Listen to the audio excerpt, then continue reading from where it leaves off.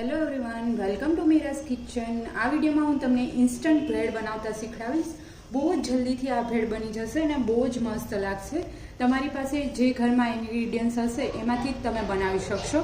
અત્યારે મારી પાસે ખાખડી હતી તો મેં એ લઈ લીધી છે, ડુંગળી લઈ લીધી છે, ચેરી ટમેટોઝ લઈ લીધા છે, દાડમ હતા તો એ લઈ લીધા છે અને ફુદીનાના પાન લઈ લીધા છે કટ કરીને।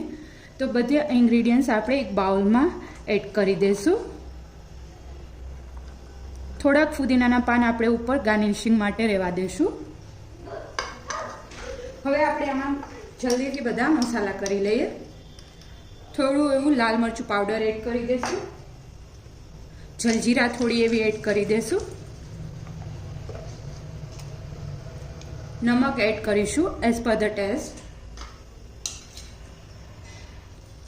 લીંબુ એડ કરી દઈશું હાફ જેટલું અથવા તો એઝ પર ધ ટેસ્ટ।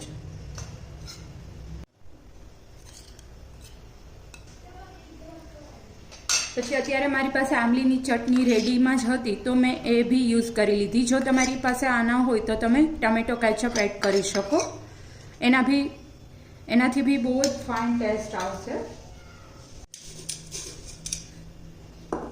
બધા ઇન્ગ્રીડિયન્ટ્સ પ્રોપરલી આપણે મિક્સ કરી લઈશું જેથી કરીને ભેળ છે એ જલ્દીથી ડ્રાય રહે। બાકી અત્યારે જો તમે મિક્સ કરી દેશો મમરા તો એકદમ સોગી થઈ જશે મમરા, એટલા માટે લાસ્ટમાં બધું મિક્સ કરી અને પછી મમરા એડ કરીશું જેથી કરીને એકદમ ક્રિસ્પી રહેશે તમારી ભેળ।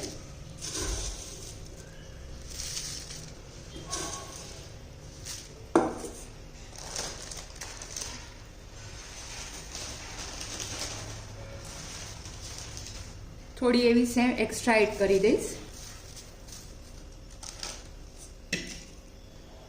મસાલા સિંગ એડ કરી દઈશ।